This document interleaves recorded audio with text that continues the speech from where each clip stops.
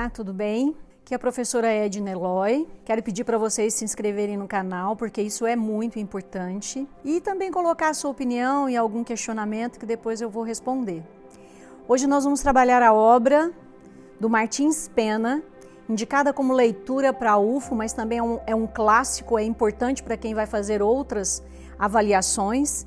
E nós vamos tratar hoje de uma obra que faz parte do gênero dramático ou teatral. Então, é muito interessante a gente entender quais são os pontos do gênero dramático ou teatral. O gênero dramático ou teatral, ele implica em dupla arte. Enquanto o texto escrito, ele é literatura. E a obra O Noviço, ela é uma obra escrita em 3 atos. E dentro do gênero dramático ou teatral, nós temos também a classificação. E essa classificação do gênero dramático ou teatral, nós estamos falando de uma comédia. Nós estamos falando de um texto risível, escrito em 3 atos. A divisão maior é a divisão em atos. Agora, os atos também são divididos em cenas, que trata-se da divisão menor. No primeiro ato, nós temos 16 cenas. E se nós formos observar aqui a obra, quando nós olharmos cada ato, as cenas de cada ato, o que vai acontecendo, uma outra informação que é extremamente importante, é que toda peça teatral já começa com o nome das personagens. Esse nome das personagens é para nós nos guiarmos de acordo com a obra. Por quê? Porque eu vou ficar sabendo da história por meio da fala das personagens. Então é muito importante nós fazermos a leitura das personagens. E daí, o que a gente verifica? Né? O segundo ato, nós temos 9 cenas. O terceiro ato, né? Porque é uma comédia que é dividida em 3 atos.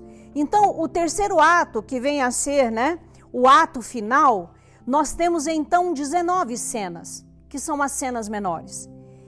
E é uma comédia de costumes. Sendo uma comédia de costumes, o que significa isso? É também uma obra considerada como uma farsa, que tem a sua caracterização, que nós estamos falando do risível, nós estamos falando de personagens tipos.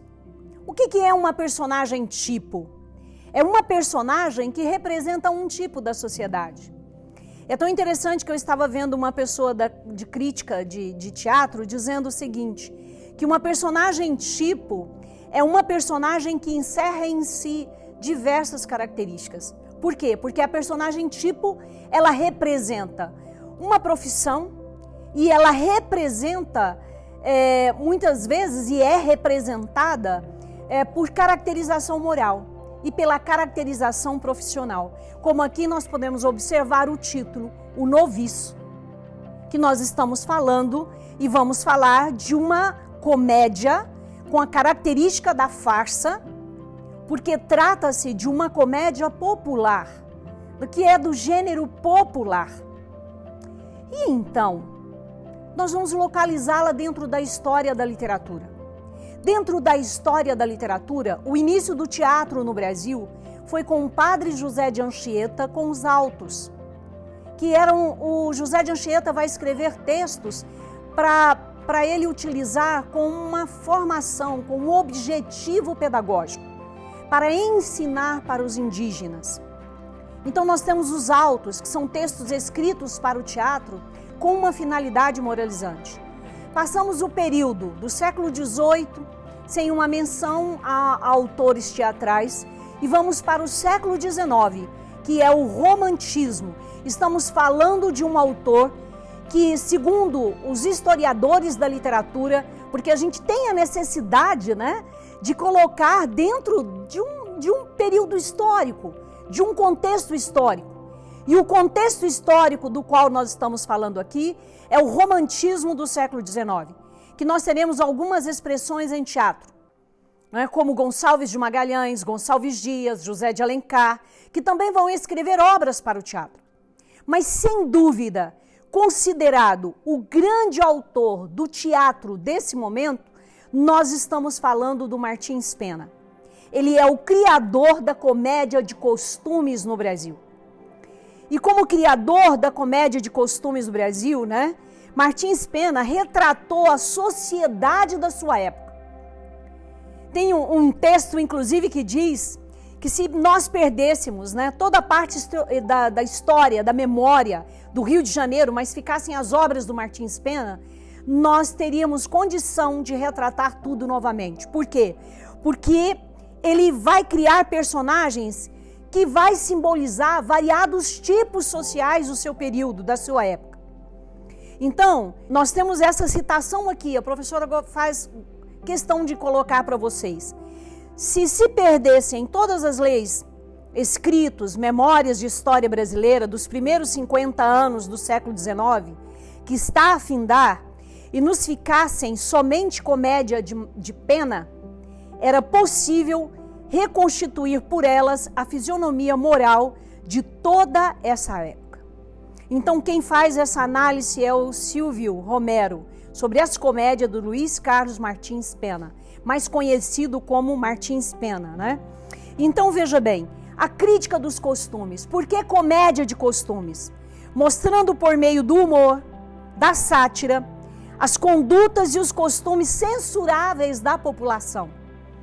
O autor traça um amplo retrato do Brasil da primeira metade do século XIX, observando astuto de sua época e crítico mordaz. Martins Pena expõe a desorganização, a corrupção dos serviços públicos, o contrabando de escravo, a exploração do sentimento religioso, os comerciantes que enganam seus clientes, os casamentos sob encomenda, ou então homens que se casam apenas por interesses financeiros.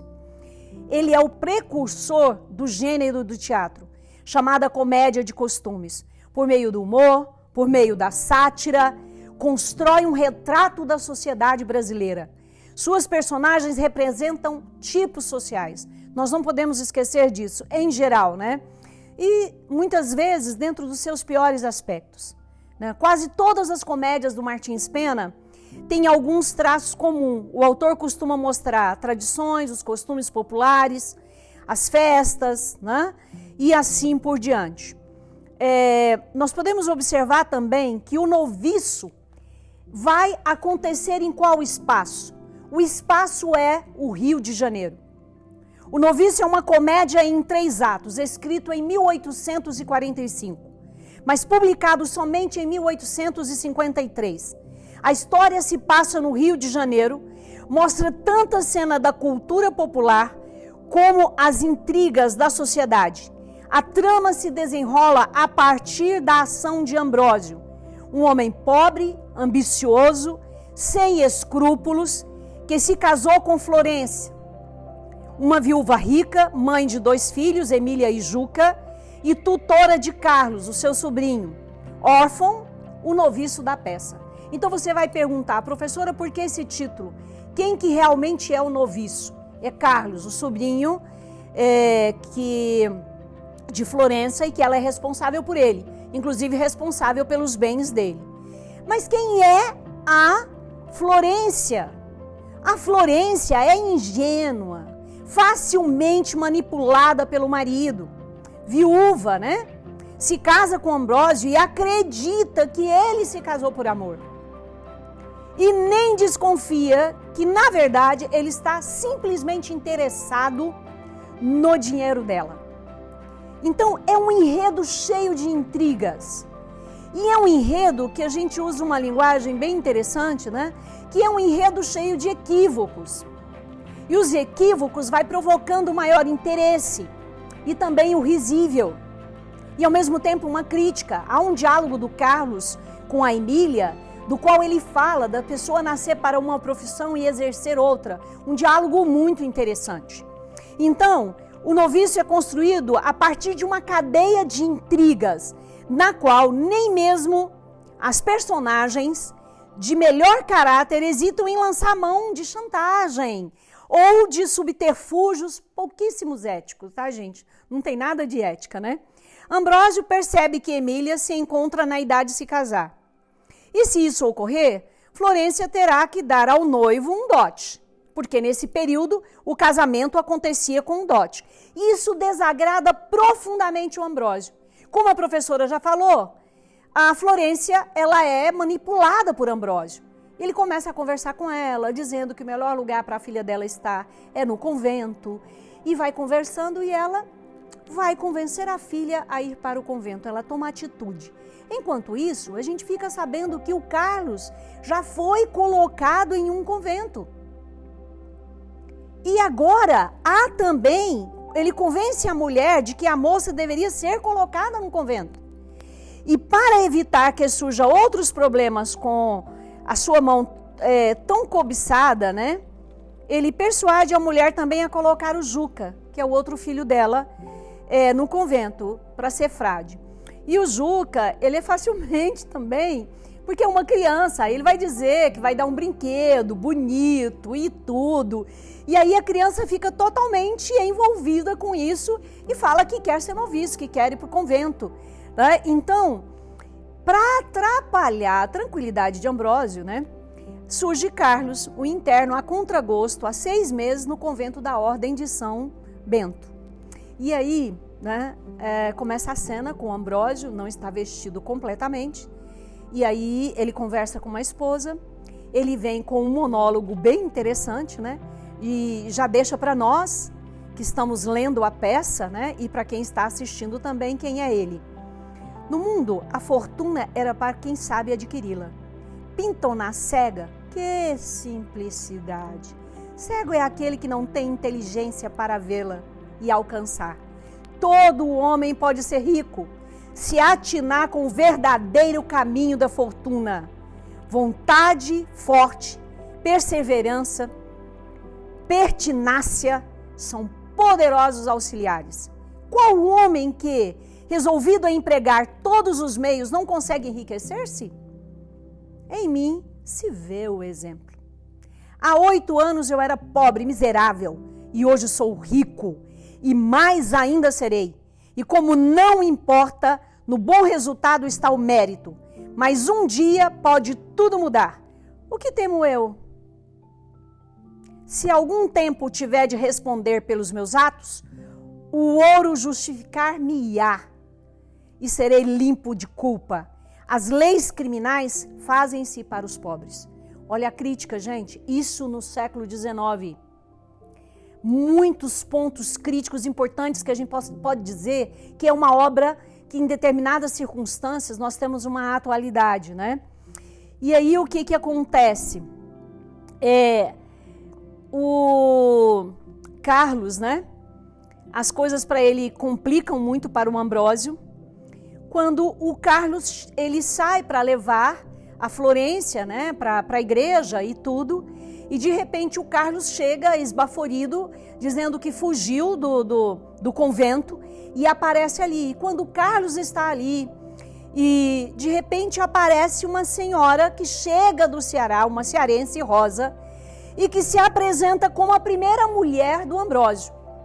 E aí o Carlos, para convencê-la, como a professora falou, tem vários equívocos. O Carlos, então, para convencê-la, diz que o Ambrósio tem muito poder e que ela precisa se esconder. E aí vem o equívoco que a professora fala. Ele pede para trocar de roupa com ela. Ela veste, né, toda a roupa dele, de noviço, e ele veste a roupa dela. Inclusive fala da dificuldade de se vestir com a roupa dela e tudo mais. E quando chega, né, o padre que está atrás dele, que vai prendê-lo para levá-lo de volta, né, para o seminário, né, o que acontece, né? O padre mestre dos noviços, né, porque ele vai atrás e tudo. E aí ele aponta, né, ele vestido de mulher, muda a voz e aponta para o quarto onde ela está. Olha o equívoco. O padre vai e leva a mulher para o convento. Quando chega lá, vocês imaginam a arruaça, gente.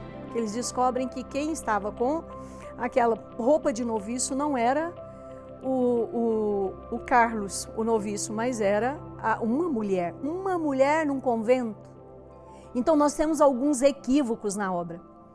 E ela retorna, né? E aí, o que vai acontecer? Enquanto isso, o Carlos então vai conversar com o Ambrósio. E o Ambrósio ajoelha aos pés de Carlos, só que o Carlos está vestido de mulher, né? Então a outra esposa dele, né? Que é outro equívoco, vai falar, a Florência vai ficar com ciúme, vai dizer por que ele está ajoelhado, mas aí ele promete ao Carlos que vai tirá-lo do seminário, né? Do convento, e que vai permitir o casamento dele com, né? A sua prima, com a Emília. Só que aí ele está de posse do papel, e aí o que ele faz? Né? Que comprova o casamento dele com a Rosa, porque o Carlos pegou esse papel, ele rasga o papel. Aí chega o padre mestre, leva o Carlos de novo para o convento, e aquela confusão toda, porque ele causou um alvoroço lá no seminário. Inclusive eles cansam do Carlos por isso, falam que nunca tiveram um noviço que deu tanto trabalho. Na verdade, eles torcem para ele sair, né? Do convento, inclusive. E aí o que ocorre? A Rosa resolve retornar. E a Rosa, então, e o Ambrósio, depois quando vê que a Rosa retorna, ela retorna com mandato de prisão. Porque não é permitido, a bigamia no Brasil é fora da lei. E aí ela tem um documento. E aí ele esconde no armário. No que ele está no armário, mais um equívoco. De repente a porta do armário lá se abre e aí o que acontece, né? Simplesmente é o Ambrósio e aí né, a esposa dele, a atual, a Florência, sofre muito, conversa muito com a filha e depois ela vai e conversa com a Rosa. O que nós duas podemos fazer? Como mulher, nós podemos nos vingar dele. Aí quando elas reconhecem que aí elas começam a espancá-lo. E Carlos obtém esse trunfo, né, contra o Ambrósio. E aí Carlos começa a chantagear Ambrósio, exige que ele convença sua tia a retirá-lo do convento, né? E ele é um bígamo, golpista. E aí o que acontece? O enredo ainda apresenta confusões, mantendo o ritmo da comédia. Vai apresentando várias confusões. Quando ele faz a carta para mandar a ordem lá do São Bento, né? Para o convento, o amigo que ele pede para levar, que era um funcionário que o servia, né? Vai e não entrega. E o mestre dos noviços está no encalce, querendo reconduzi-lo de volta ao convento. E então, o que acontece, né? Eles conseguem, né, esse apoio da Rosa, e ao conseguir esse apoio da Rosa, então, é tão interessante que aí o padre mestre vai dizer o quê? Que o Carlos está livre, né, que ele não precisa retornar ao convento. Inclusive ele diz isso por quê? Porque ele provocou várias trapalhadas lá. E uma outra coisa que é bem interessante, eles falam então que o Ambrósio, o que vai acontecer? Ele vai receber o castigo que ele merece. Então olha só, Ambrósio, senhores, denuncio-vos um criminoso. Meirinho, é verdade que tenho aqui uma ordem contra um noviço. Aí o mestre, que já de nada vale. Todos, o padre mestre para Carlos. Carlos, o Dom Abade julgou mais prudente que lá não voltareis. Aqui tens a permissão por ele assinada para saíres do convento. Meu bom padre mestre, esse ato reconcilia-me com os frades. E vós, senhoras, esperai da justiça dos homens o castigo desse malvado. Para Carlos e Emília. E vós, meus filhos, sede felizes, que eu pedirei para todos. Aí ele vai, e a professora vai aproveitar o momento aqui para comentar outro detalhe com vocês que é muito importante numa peça teatral.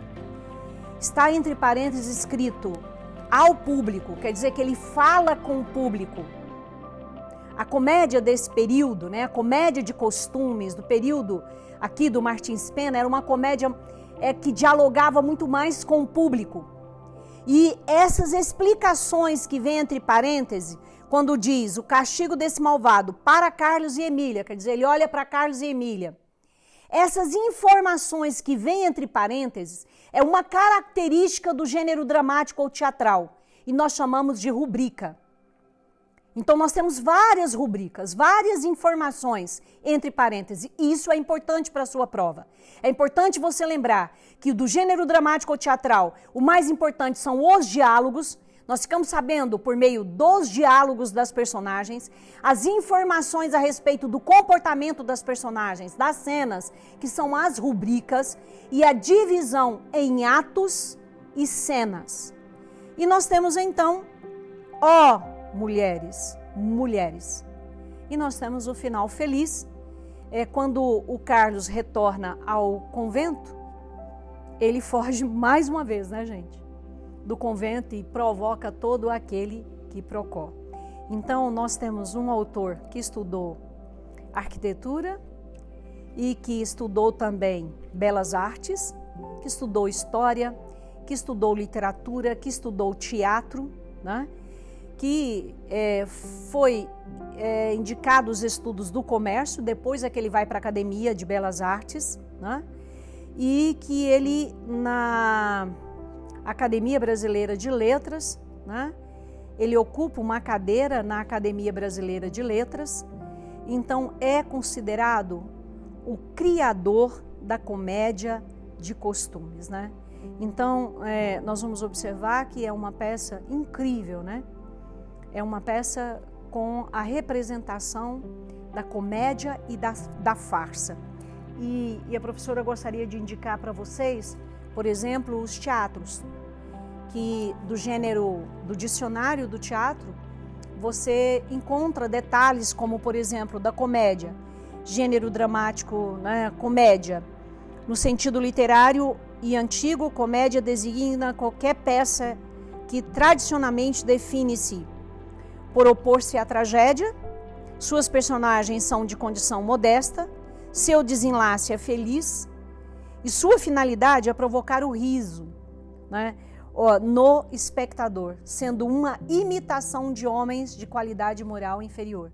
E também nós sabemos que a grande classificação dele também é como farsa, né? Então, que é considerado, quando nós falamos da farsa, nós estamos falando de um gênero menor. Então, a farsa consistia numa breve peça cômica, inscrita a modo de intervalo, né? Então, uma breve peça cômica e com final feliz. Espero que vocês tenham gostado da obra e do trabalho. Por favor, faça a sua inscrição no nosso canal Casa da Leitura. Muito obrigada.